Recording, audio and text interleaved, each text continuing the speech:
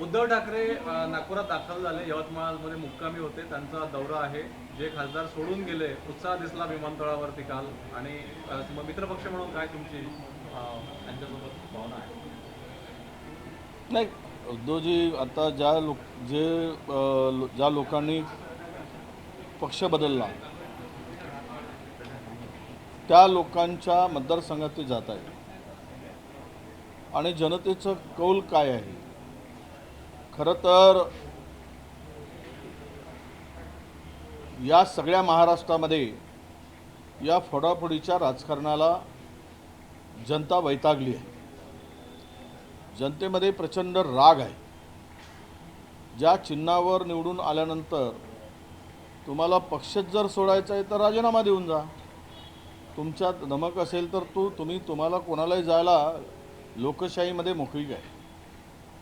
परंतु तुम्ही एका विचाराने निवडून येता आणि दुसऱ्या ठिकाणी जाताय, तर प्रत्येकाने जर हा ज्या पद्धतीनं विरोधक संपवण्यासाठी जे काही चाललं आहे षडयंत्र, त्यातून मला वाटतं की पुढची लोकशाही धोक्यात आहे आणि याच्या वेदना सगळ्यांनाच आहेत.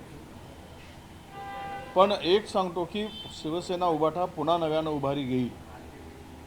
आज जो त्यांना रिस्पॉन्स मिळतो आहे, जनतेचा त्यांच्या बाजूनं रिस्पॉन्स मिळतो आहे, त्यावरून मला तरी असं वाटतं. काल उद्धव ठाकरे आणि देवेंद्र फडणवीस यांनी एकत्र विमानाने प्रवास केला. हा निवड योगायोग आहे की काहीतरी मेसेज द्यायचा आहे इतरांना? नाही, काही योगायोगच आहे, काही मेसेज नाही. आणि कशाला आता भाजपला त्यांची गरज आहे? मला नाही वाटत की कोणाची गरज आहे. आता एवढ्या मोठी संख्याबळ झाली, 200च्या वर झालेत. आता काय कुठं ठेवणार आहे? जागाच नाही तर काहीतरी फालतूच्या गोष्टी करून पुन्हा नव्यानं काहीतरी याच्यामध्ये काही तथ्य नाही. ठीक आहे, आता ते सध्या खाजगी विमानं सोडून जो प्रवास चाललेत, नाहीतर आता मुख्यमंत्री असेल किंवा सगळी मोठी मंडळी खाजगी विमानानंच प्रवास करतात. पण आता डोमेस्टिक विमानाने प्रवास करणं हा अपरिहार्य आहे किंवा अपरिहार्यता आहे, आदेश आहेत वरून. त्यामुळे ते फडणवीस साहेब आले असतील. पण मला तरी असं वाटतं की हा योगायोग नाही आहे. त्यांचा दौरा होता आणि शनिवार रविवारला मुख्यमंत्रीसुद्धा नागपुरात असतात. तर याला कुठल्याही दृष्टीनं आता एक काय की पत्रकारांना मात्र खाद्य मिळून जातं आणि बातमी करतात. ऑपरेशन टायगर नंतर श्रीकांत शिंदेना बक्षीस ट्विट केलं, नाराजी व्यक्त केली, तुमच्या नावानं काही बातम्या आल्या.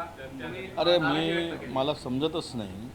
मी उज्जैनमध्ये फॅमिलीबरोबर देवदर्शनाला गेलो. आता तुमचाच कोणीतरी माणूस विचारतो आणि मला कळत नाही, किमान मला तरी विचारून तर बातमी कर की तुमची काय भेट झाली, तुमची चर्चा झाली. डायरेक्ट आला की शिंदे सेनेचा आला की वडेट्टीवार येणार का? कोणी म्हणायला घेतो,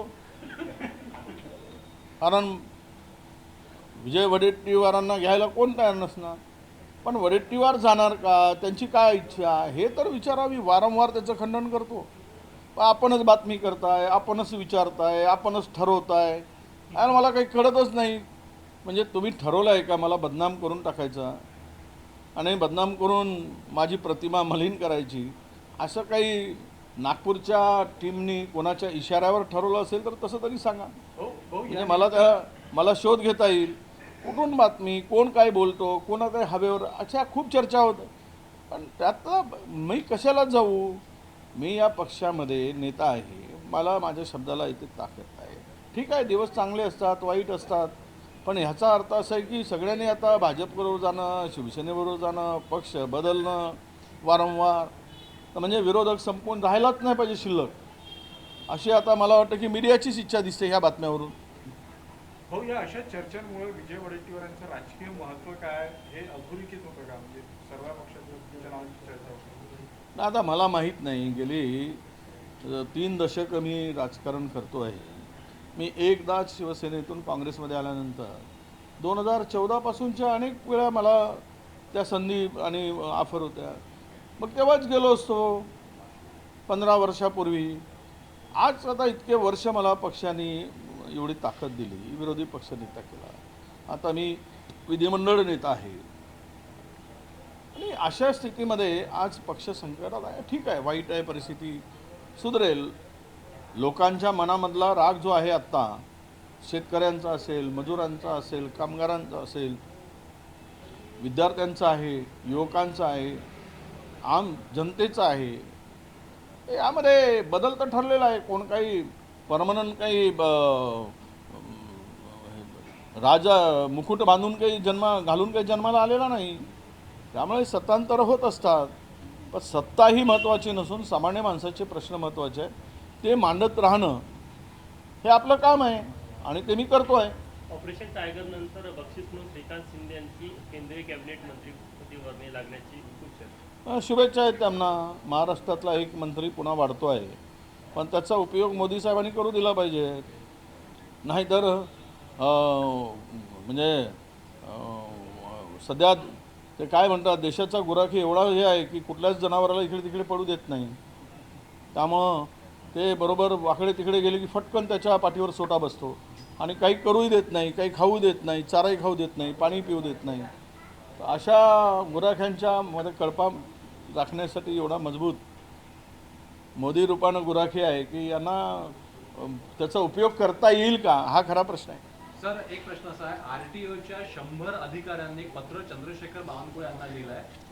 बजरंग खरमाटे जे वादग्रस्त आणि निलंबित आरटीओ अधिकारी आहे, त्यांच्या आणि इतर काही जे ज्येष्ठ आरटीओचे अधिकारी आहेत ते हप्ते वसुली करतात, त्यांचे काही एजंट्स पण आहेत आणि थेट महसूल मंत्र्यांनाच पत्र दिलं आहे. ऑडिओ क्लिप पण आल्या आहेत पुढे. तुम्ही ऑडिओ क्लिप 56 ऑडिओ क्लिप आहे, 56 जवळपास 56 जीबीच्या.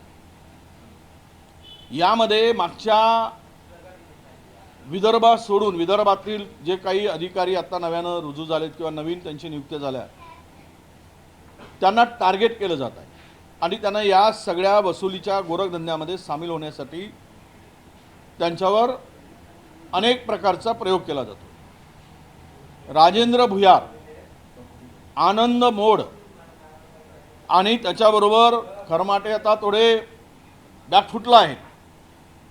यांचा गुरु खरमाटेच, पण आता यांचा गुरु राजेंद्र भुयार आरटीओ झाला आहे, जे नागपुरातच बसतात, जे कधी अमरावतीला नियुक्ती असून जात नाही. आनंद मोड हे गोंदियामध्ये असतात. हा यांचा एजंट गुड्डू सेठ. हा गुड्डू सेठ म्हणजे याचं नाव काहीतरी वेगळंच मुस्लिम समाजाचा व्यक्ती आहे. हा म्हणजे गुड्डू सेठ असं त्याला टोपण नाव आहे. हा व्यक्ती आत्तापर्यंतच्या 3 ट्रॅपमध्ये याचेच मोबाईल नंबर आढळून आले.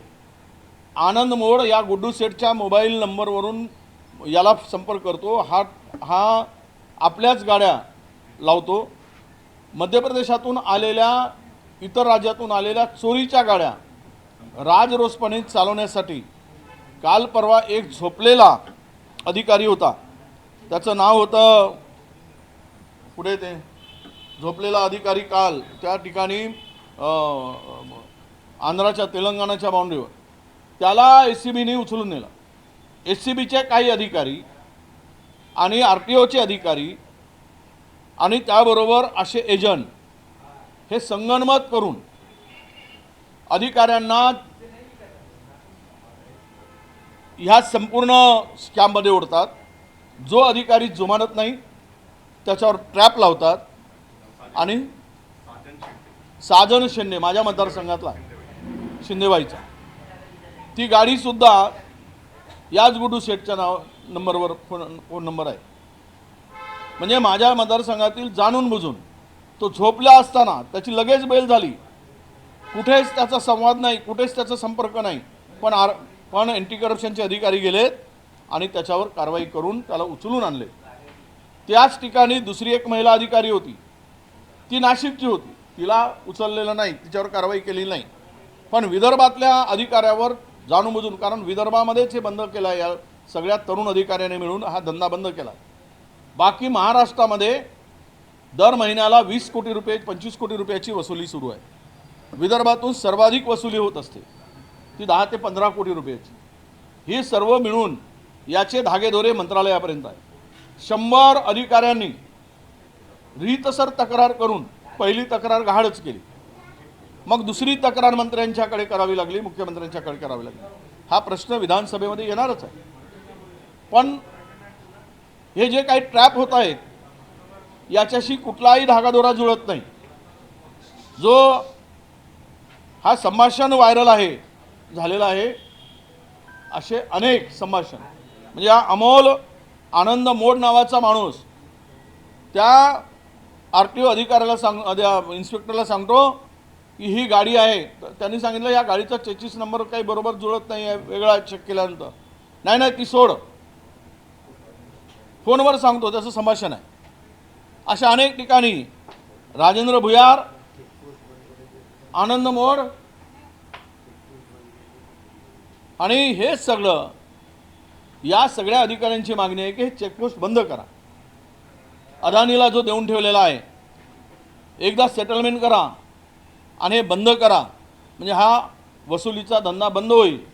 पण त्यावर कुठलीच कारवाई होत नाही आणि वसुली मंत्रालयाच्या इशाऱ्यावर हे राजेंद्र भुयार, आनंद मोड आणि यामध्ये सामील झालेला आत्तापर्यंतच्या 3 ट्रॅपमध्ये जेवढे झालेत त्यामध्ये हा एजंट गुड्डू सेटच सापडतो. याचेच धागेदोर येतात, याचीच गाडी मिळ, याचाच फोन नंबर त्या ठिकाणी दिला जातो. म्हणजे हे पूर्णतः तरुण RTO अधिकारी, प्रामाणिक अधिकारी आहेत. त्यांना वेटीस धरून त्यांना या धंद्यामध्ये सहभागी करून घेणं वसुलीच्या, हा या टोळीचा दिसतो आहे. आमच्याकडे सर्व पुरावे आहेत, ते मी आता सर्व सांगणार नाही, पण विधानसभेमध्ये हे सर्व मी उद्या परवाला मांडणार आहे. ACBचे अधिकारी यात सहभागी आहेत. 100 RTO अधिकाऱ्यांनी त्यानंतर सही करून पत्र दिलं, तरी मंत्रालयात ते पत्र गाढ झालं. म्हणजे किती बदमाश लोक, हरामखोर लोक तिकडे बसून आहे. 100 RTO अधिकाऱ्यांनी दिलेलं पत्र गाढ करतात, मग दुसऱ्यांदा पुन्हा पत्र द्यावं लागलं. आता ते पत्र मुख्यमंत्र्यांपर्यंत गेलेलं आहे असं मी माहिती मिळाली. काय त्याच्यावर कारवाई होती ते बघू. ACBचे अधिकारी याच्यात सहभागी आहेत. उदय सामंत यांनी एक स्टेटस ठेवलाय, योग्य लोकांचे हात, असं ते स्टेटस आहे. हातात हात असतील तर चुकीच्या लोकांची साथ धरायची कधीच वेळ येत नाही, अशा प्रकारचं हे स्टेटस आहे. म्हणजे कालच्या प्रवासानंतर शिंदेसोबत राजकीय त्यामुळे दुसऱ्याची गरज नाही असं एक असं आहे, हा हात एकामेकात धरून राहू, पण लोकात चर्चा मात्र हा हात नावापुरताच आहे अशी चर्चा आहे. हा हात एकमेकाचा सेकंड म्हणून धरला की एकमेकाचा हात दाबायसाठी धरला, हे येणाऱ्या काळात दिसेल. त्यामुळे कोणाची साथ कोणाला आहे आम्हाला आनंद आहे. आपल्याला दोन जर ते सगळे एकत्र राहून जर करतील तर आम्हाला दुःख होण्याचं काही कारण नाही.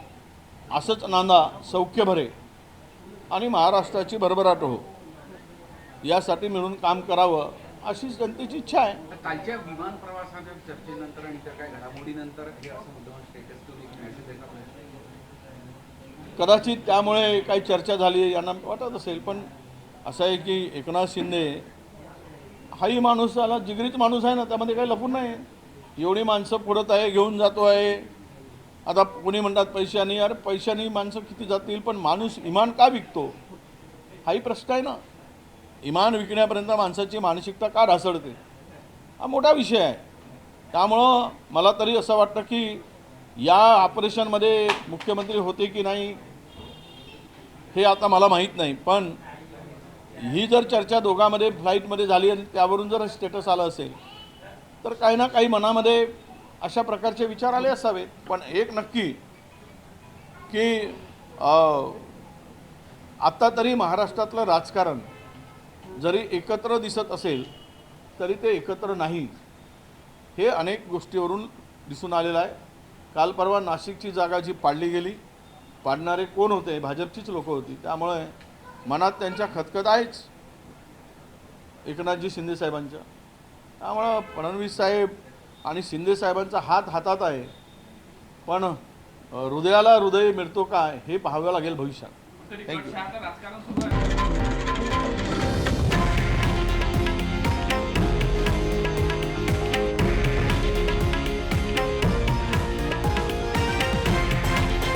हे आहे देशातील नंबर 1 न्यूज नेटवर्क आणि आपण पाहत आहात TV9 मराठी, एकमेव.